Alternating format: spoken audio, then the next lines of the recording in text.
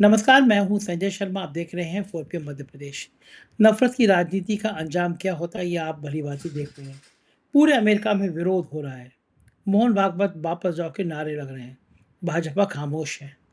क्या होगा राजनीति का, ये समझने के लिए चलते हैं सीधा दैनिक भास्कर के राजनीतिक संपादक केपी मलिक के पास। 4PM न्यूज नेटवर्क में बहुत बहुत स्वागत है आपका केपी मलिक साहब। हार्दिक अभिनंदन आपका। बहुत बहुत धन्यवाद संजय जी, आपका भी आभार और दर्शकों का भी बहुत बहुत आभार, धन्यवाद। आज कमेंट करने के लिए कुछ छोड़ा ही नहीं, कोर्ट में छुपा लिया अपने टी शर्ट। शर्ट पहन के ही नहीं आ आज रहे आज आजकल। आज आज कमेंट करिए अमेरिका में जी मोहन भागवत विचारों की ऐसी की तैसी करके रख दी। यहाँ पे तो 15-20 ब्लैक कैट कमांडो दे दिए हैं मोदी जी ने। लेकिन अमेरिका में, न्यूयॉर्क में गली गली मोहल्ले मोहल्ले में विरोध हो रहा है। वो आरएसएस जिससे अमेरिका से बड़ा माल मिलता है, अमेरिका से, उस आरएसएस की फजीयत हो रही है और उनके शिखर पुरुष की फजीयत हो रही है। मोहन भागवत और आरएसएस ने जो नफरत की राजनीति की है, उसका खामियाजा भुगतना पड़ रहा है अमेरिका की गलियों में। भागवत से ज़्यादा डरे हुए हमारे विश्व गुरु हैं कि अमेरिका में क्या उन्हें भी ऐसे ही सीन देखने को मिलेंगे। गोदी मीडिया बचा नहीं पाएगा उनको, ये तय बात है, क्योंकि गोदी मीडिया खुद ही बच ले अब तो बहुत है। मोहन भागवत की इस बेइज्जती के बाद कि अमेरिका में न्यूयॉर्क के मेयर ने कह दिया कि अगर मेरे अधिकार क्षेत्र में होता तो मैं भागवत की सभा ही नहीं करने देता। मुझे लग रहा था विश्वगुरु जी अपनी लाल पीली आंखें करेंगे, 56 इंच का सीना फुलाएंगे और कहेंगे, इतनी हिम्मत तुम्हारी मेयर साहब, एक खत जारी करेंगे। भले ही भारतीयों को हथकड़ी और बेड़ी लगाकर अमेरिका से वापस करने पर उनका स्वाभिमान ना जगा हो, लेकिन भाजपा के तो पिताजी हैं आरएसएस। पिताजी होंगे मतलब सब कुछ तो उन्हीं का मानते हैं वो। पिताजी को इतना विरोध अमेरिका की गलियों में। मुझे लग रहा है ये जो प्रोग्राम है कहीं ऐसा ना यही कटाई में पड़ जाए।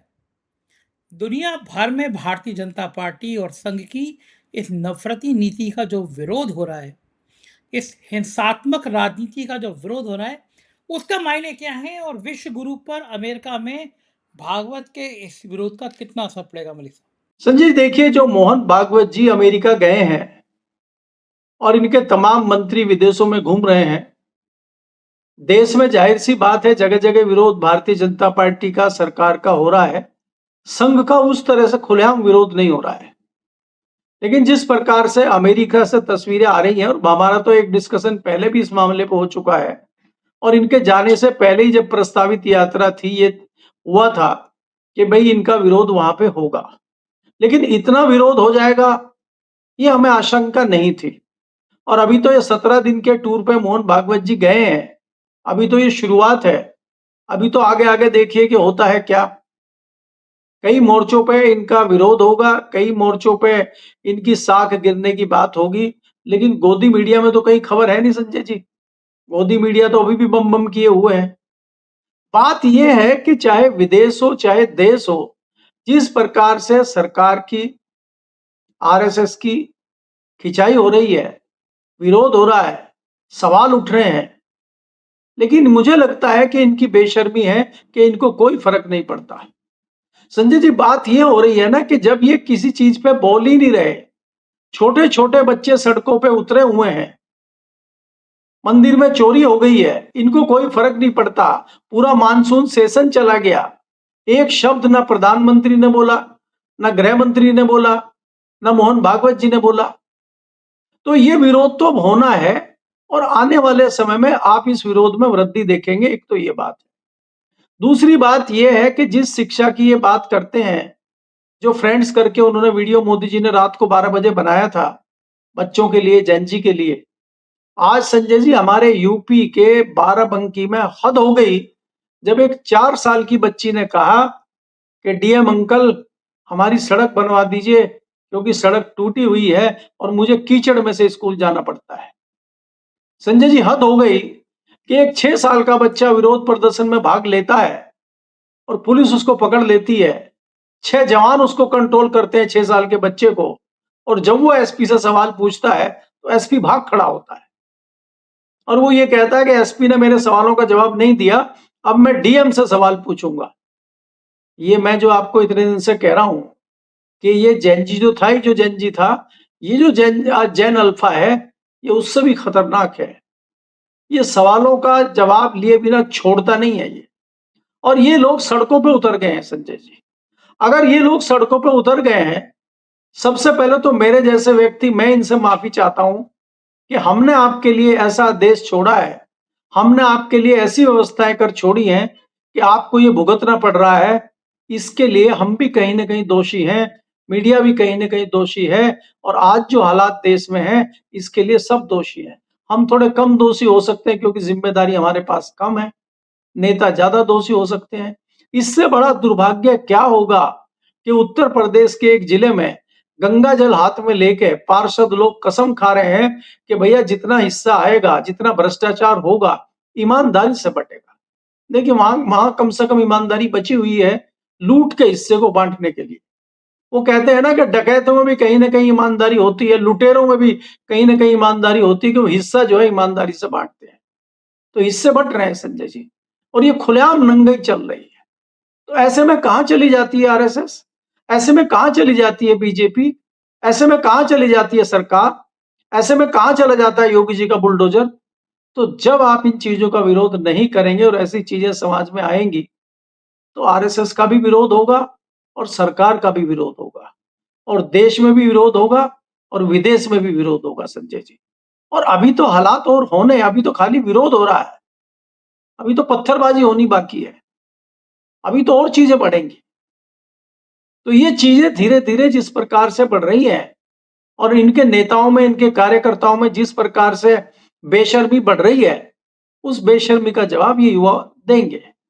आपको एक चीज नहीं है, अब आ गए वो कॉकरोच पार्टी वाले, वो कह रहे हैं कि भारतीय जनता पार्टी की सरकार ने हमसे धोखा किया है और हम इस धोखे का बदला लेंगे। हमसे 3 शर्तें कही थी कि भाई सब पे केस वापस होंगे, सरकार माफी मांगेगी और ये करेगी, किसी पे केस वापस नहीं हुए।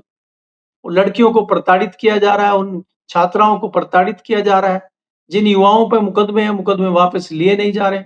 आपने देखा अभी एक जिसको छर्रे लगे हुए हैं, राहुल गांधी ने उसकी एफआईआर कराई, उसकी एफआईआर तक नहीं हो रही थी। तो ये सारी चीजें खुल के आ गई हैं और कॉकरोच पार्टी वाले फिर कह रहे हैं कि भैया हम 5 तारीख को वापस आ रहे हैं। क्या करेंगे? तो ऐसे में अगर एक बार फिर जंतर मंतर पर जमावड़ा शुरू हो जाता है तो क्या होगा इस सरकार का? कैसे कंट्रोल करेंगे आप? और देश में संजय जी जिस प्रकार से महंगाई एकाएक शुरू हो गई है, आप कितनी अनोखी बात देखिए, जो चीनी 35-40 रुपए बिक रही थी, एकाएक 80 रुपए पे पहुंच गई। जो जो प्याज 20-25 रुपए किलो बिक रहा था, वो एकदम से 40-45-50 रुपए बिक गया। और हमारे यहाँ तो आज हमारी पत्नी ने 65-70 रुपए किलो लिया है। तो ये आग कहाँ लग रही है? इस पे कंट्रोल कौन करेगा? गरीब आदमी क्या खाएगा?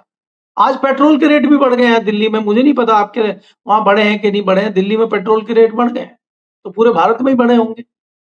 तो आप हर चीज पर रेट बढ़ा रहे हैं, महंगाई तेजी से बढ़ रही है और सरकार मुंह खोलने को तैयार नहीं है। मुझे तो इंतजार उस चीज का है कि हमारी जो वित्त मंत्री हैं, जो प्याज नहीं खाती हैं, अब उनका बयान कब आएगा कि मैं तो प्याज खाती नहीं, बढ़ रहा है तो बढ़ने दो। वो भी अमेरिका में घूम रही है, तो अमेरिका से हो सकता है कोई प्याज वगैरह ले आए वो थैला भर के और यहाँ थोड़ा सस्ता करवा दें। तो इसलिए आपको जब आप इस तरह की चीजें करेंगे, जब आप कोई बयान नहीं देंगे, जब आप कंट्रोल नहीं करेंगे, संजय जी ये होता है सरकार का। हमने देखा है कि सरकार अगर कोई काम करती भी नहीं है तो इस प्रकार की बयानबाजी करती है जिससे जनता भड़के ना, जनता में शांति बनी रहे। सरकार के मंत्री, सरकार के जिम्मेदार लोग बयान देते हैं कि देखिए चीनी महंगी हो गई है, हम इस पे निर्णय ले रहे हैं। तो रोज या तीसरे दिन प्रेस कॉन्फ्रेंस होनी चाहिए और आपको अपने विचार रख। पहले भी हुआ है स्वदेश में, ऐसा नहीं है कि ये पहली बार हो रहा है। तमाम, चाहे फूड मिनिस्टर हो, चाहे कोई केंद्र सरकार का कोई बड़ा मंत्री हो, वो प्रेस कॉन्फ्रेंस करके जनता को एक मैसेज देता था कि अगर चीनी महंगी हो गई है तो हम इसका निदान कर रहे हैं, प्याज महंगा है तो हम इसका निदान कर रहे हैं। हम जो स्टोकर हैं, जिन्होंने स्टॉक कर लिया है, उनके गोदामों पर छापे पड़ रहे हैं और कुछ लोगों को सजा मिले, दिखे कि इतने प्याज बरामद हुए हैं। यहाँ तो कुछ हो ही नहीं रहा है। कैसे हो जाएगा जब आप हिस्सेदारी ले रहे हैं? कैसे हो जाएगा जब आप पार्टी फंड में पैसे जमा करा रहे हैं? कहां से करेंगे आप? किस मुंह से करेंगे? तो बहुत सारी चीजें हैं जो देश में चल रही है और मंत्री जी विदेश दौरे पे हैं और प्रधानमंत्री जी तो निकलने वाले हैं, ये आपको पता ही है। मलिक साहब, मोहन भागवत के विरोध के बहुत सारे राजनीतिक अर्थ निकल रहे हैं और भारतीय जनता पार्टी जहां पहले कभी कभी संघ के लिए कुछ कह दो तो सारे चंपू जितने नफरती चिंटू हैं वो सब निकल के आते थे। लेकिन मोहन भागवत का इस तरह अमेरिका में विरोध हो रहा है और भारतीय जनता पार्टी सरकार के मंत्री खामोश हैं। इसका क्या माना जाए? अमेरिका से डरती हैं या मोहन भागवत से और संघ से मोहब्बत नहीं रही, लाइनें खींच गई हैं? क्या अर्थ है इसका? देखिए संजय जी, दो बातें हैं जो मुझे लगता है प्रमुखता से। एक तो ये है कि हमारी हिम्मत नहीं है अमेरिका और चीन के सामने बोलने की। अमेरिका कुछ भी करे, हम उसके सामने मुंह नहीं खोल सकते। इसके एक नहीं अनेकों उदाहरण है आपके सामने। दूसरा, हम चीन को लाल आंख दिखाने का जो हमने शगुफा बनाया हुआ था, जुमला छोड़ा था चीन को लाल आंख दिखाने का, हम सर झुका के खड़े रहते हैं उनके सामने और झूला झुलाने का काम करते हैं। लगातार खबरें आ रही हैं कि हमारी कितनी जमीन पे चाइना ने कब्जा कर लिया है, कुछ नहीं बोल रहे हैं, चुप्पी साधे हुए हैं। हमारे सुरक्षा के जो सलाहकार हैं वो चाइना गए हुए हैं, हमारे विदेश मंत्री चाइना गए हुए हैं। आज सुर्खियां ये दिल्ली में चल रही हैं कि बहुत जल्दी जो सुरक्षा का चोला ओढ़ के घूम रहे हैं पिछले 12 साल से, बहुत जल्दी बाहर किया जाएगा इनको। 12 साल में अगर आप सुरक्षा पे इनसे चर्चा करने लगे या विश्लेषण करें कि कौन सी सुरक्षा पिछले 12 सालों में हुई है, तो बताने को कहने को कुछ नहीं है। झूठ के अलावा कुछ नहीं है। आप ऑपरेशन सिंदूर की बात करते हैं, आप जो है बादलों में रडार काम नहीं करता है, आप उस तरह की बातें करते हैं। ये सगुफे पुराने हो चले हैं। तो आपने क्या सुरक्षा की, क्या सलाह दी, क्या चीजें करी, वो सब पब्लिक के सामने आ गई है। पब्लिक में इनका ये विश्वास खत्म कर चुके हैं। दूसरी चीज जो सबसे बड़ी चीज हुई है संजय जी, जिसमें भारी तादाद में लोगों की आस्था है, वो भगवान राम का मंदिर है। और उस पर अगर मोहन भागवत जी मुंह नहीं खोल रहे हैं, तो मुझे लगता है चाहे वो संघ के लोग हों, चाहे वो भाजपा के लोग हों, चाहे वो अंधभक्त हों, चाहे वो गोदी मीडिया हो, चाहे दूसरे लोग हों, वो इसलिए भी नहीं बोल रहे हैं कि यार अगर ये मंदिर में चोरी कर सकते हैं तो ये कुछ भी कर सकते हैं, इसलिए इनके पक्ष में अब खड़े होने की आवश्यकता नहीं है। मुझे बड़ा कारण ये लगता है। तो इसलिए मोहन भागवत जी के साथ जो हो रहा है, उस पर किसी का मुंह नहीं खुल रहा है। मुझे बड़ा कारण नहीं लगता। जी। मलिक साहब, आपने मंदिर का जिक्र किया। चंपत राय की एक डायरी सामने आ गई है और वो diary Bharatiya Janata party RSS के भ्रष्टाचार का जीता जागता दस्तावेज है, जिसमें विस्तार से वो मंदिर चोरी के बारे में लिख रहे हैं कि किस तरह से गड़बड़ झाला हुआ। लिख रहे हैं कि हमने इसलिए एफआईआर नहीं कराई क्योंकि विधानसभा चुनाव में इस पे असर ना पड़ जाए। कितने गंदे, कितने घिनौने लोग हैं। भगवान राम के मंदिर में चंदा चोरी पता है, लेकिन एफआईआर नहीं करा रहे हैं कहीं विधानसभा चुनाव पे असर ना पड़ जाए। मैं अयोध्या के लोगों को हाथ जोड़ के शत नमन कर रहा हूँ कि ऐसे लोग जिनके चेहरे पे काला मुंह करके अयोध्या से बाहर करना चाहिए था, उनको अभी तक वो झेल रहे हैं, अयोध्या में रखे रहे हैं। और ऐसी सरकार को शत नमन करूंगा जो ऐसे भ्रष्टाचार पे, भगवान राम मंदिर के चंदा चोरी पे खामोश। क्या इससे जीता जागता और सबूत चाहिए इस बात को कहने के लिए संघ और भाजपा सिर्फ पैसे के हैं, अपने बाप के भी नहीं है। जो भगवान राम के नहीं, वो अपने बाप के भी नहीं। भगवान राम के नाम पर इतना बड़ा धोखा। चंपत राय ने नृपेंद्र मिश्रा को क्या क्या नहीं लिख दिया, माँ बहन की गालियां बची थी वो दिखने के लिए। चोरों में चंदे को लेके जंग जारी है। क्या मैसेज जाएगा जनता में इसका? देखिए संजय जी, ये चंपत राय की डायरी बाहर आई है, सूत्र बता रहे हैं। अभी हालांकि कोई उस टाइप के तथ्य तो सामने नहीं आए, लेकिन चर्चा है कि उनकी डायरी मिली है और भास्कर में तो लंबी चौड़ी खबर छपी है। तो उस डायरी में इन्होंने ये लिखा है कि भाई नपेंद्र राय की नॉलेज में भी सारी चीजें थी और नपेंद्र राय से लगातार बात होती है। और नृपेंद्र मिश्रा। सॉरी, नपेंद्र, हाँ सॉरी, माफी चाहता हूँ। नपेंद्र मिश्रा जी की नॉलेज में सारी बातें थी और उनको बताया गया था कि मंदिर में इस तरह की चोरी हुई है। और बाकी लोगों को भी उनका कहना यह है कि मैंने सबको बताया था। तो फिर ये पूछा गया है कि भाई एफआईआर क्यों नहीं हुई? तो एफआईआर इसलिए नहीं हुई कि आगामी विधानसभा चुनाव में, जो बहुत जल्दी चुनाव है, कहीं बड़ा नुकसान ना हो जाए। दूसरी बात, उस बात की चर्चा ज्यादा हुई कि भेदिया कौन है, ये भेद कौन दे रहा है, खासकर अखिलेश को भेद कौन दे रहा है। तीसरी बात ये हुई कि खलनायक नपेंद्र मिश्रा है। इस बातों की चर्चा हो रही है। दुर्भाग्य देखिए, उस बात पे कतई जोर नहीं है कि भगवान राम के घर में चोरी हो रही है, जिसको नपेंद्र मिश्रा जी कह रहे हैं चोरी नहीं, डकैती है। क्योंकि सारे अखबार, सारे टीवी चैनल, हम आप जैसे लोग तथा कथित चंदा चोरी लिखते थे बहुत सावधानी से कि कहीं ऐसा ना हो झूठी खबर। तथा कथित चंदा चोरी को जो सर्टिफिकेट देने वाले हैं, हम उनको प्रणाम करते हैं नपेंद्र मिश्रा जी को कि उन्होंने बताया, अरे भाई क्या बात आप कर रहे हो, चंदा चोरी और ये चोरी, वहां डकैती हुई है, डकैती। और एक चैनल पे नहीं, उन्होंने घूम घूम के दर्जनों चैनलों पे ये कहा। इससे भी ज्यादा गुस्से में चंपत राय जी हैं। और चंपत राय जी का, अगर चंपत राय जी के सामने आज की डेट में नपेंद्र मिश्रा जी आ जाएं, तो मुझे लगता है या तो नपेंद्र मिश्रा जी घायल हो जाएंगे या चंपत राय जी घायल हो जाएंगे। इतना गुस्सा उबल रहा है दोनों। लेकिन इस पे चाहे प्रधानमंत्री हो, चाहे गृह मंत्री हो, चाहे मोहन भागवत जी हो, चाहे दूसरे लोग हो, चुप्पी साधे हुए हैं। क्यों?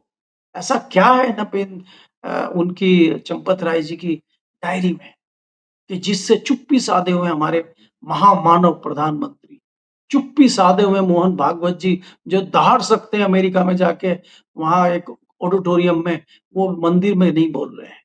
जो विशाखापट्टनम में 3 दिन इस बात की चर्चा कर सकते हैं कि देश में भ्रष्टाचार है, भाजपा की सरकार में भ्रष्टाचार चरम पे है, और वो मंदिर चोरी पे बोल नहीं रहे। तो इसको क्या माना जाए? ये क्या चल रहा है?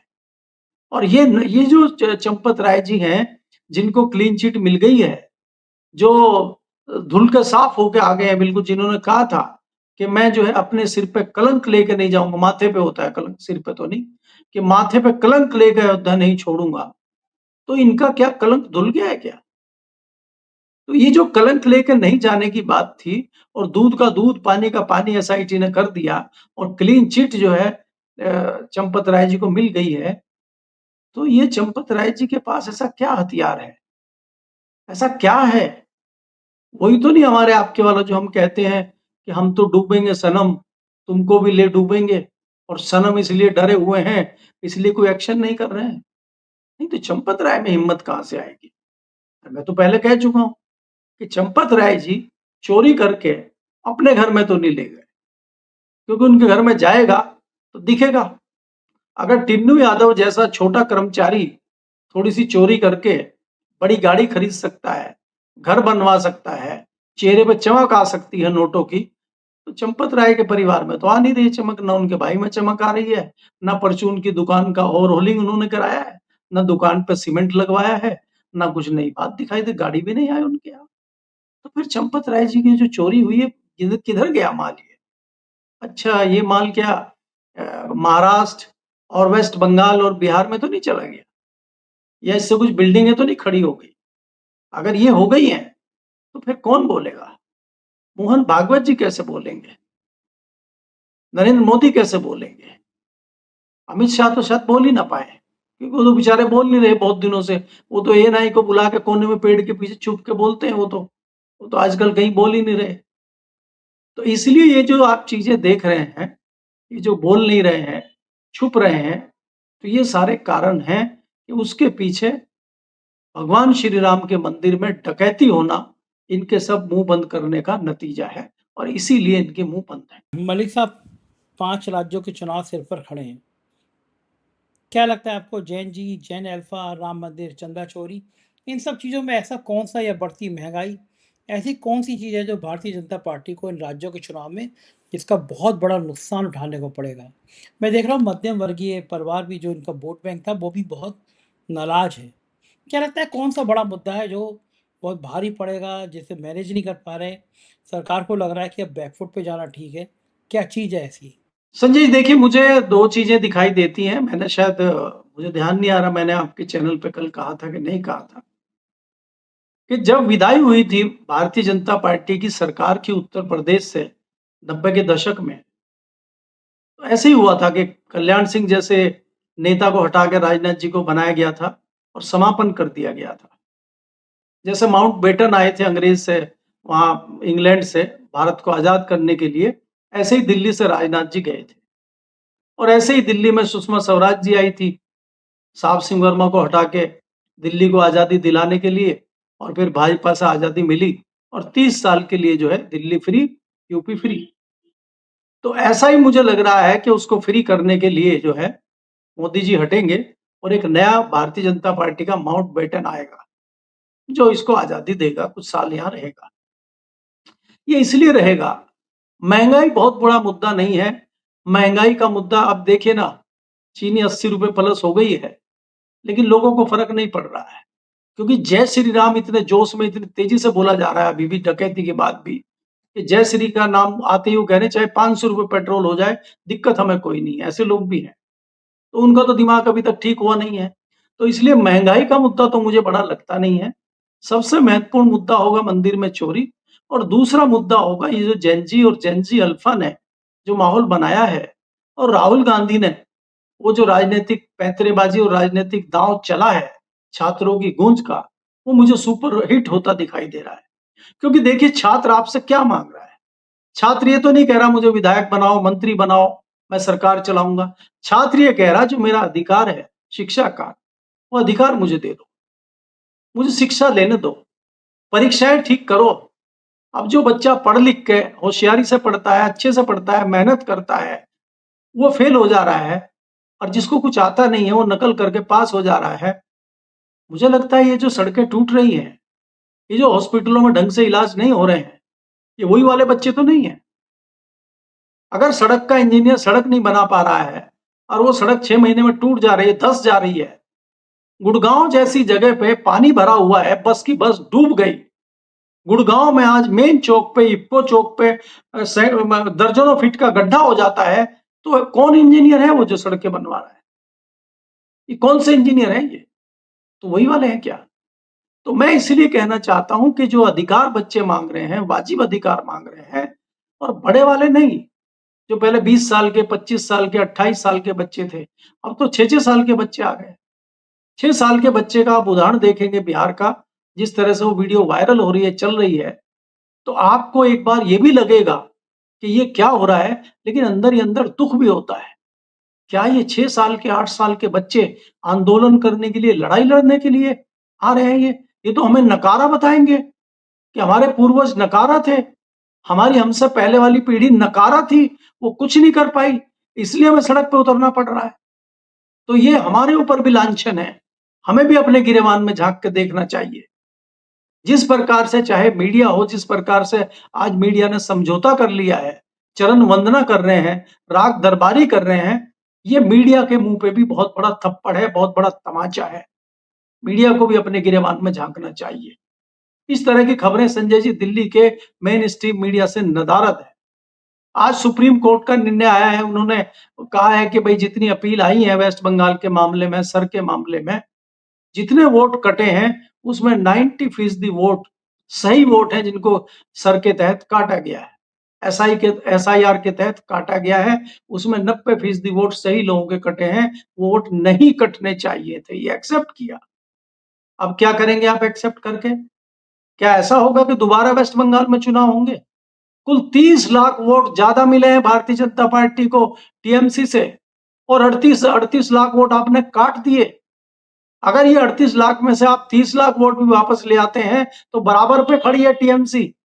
तो फिर टीएमसी की सरकार क्यों नहीं बनी और भाजपा की सरकार कैसे बन गई? तो बहुत सारे सवाल हैं। कटघरे में आज कोर्ट भी खड़ा हुआ है, कटघरे में आज चुनाव आयोग भी खड़ा हुआ है, और कटघरे में सरकार भी खड़ी है, और कटघरे में हो रहा है।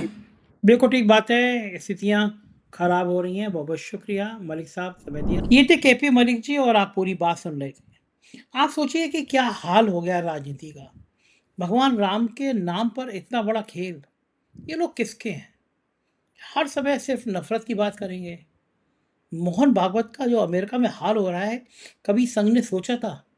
पूरी दुनिया में विरोध हो रहा है कि भारत एक ऐसा राज्य बन रहा है, जहाँ पे नफ़रत, नफ़रत और नफ़रत फैलाई जा रही है। आप क्या सोचते हैं मुझे बताइएगा ज़रूर, मुझे आपकी राय का इंतज़ार रहेगा।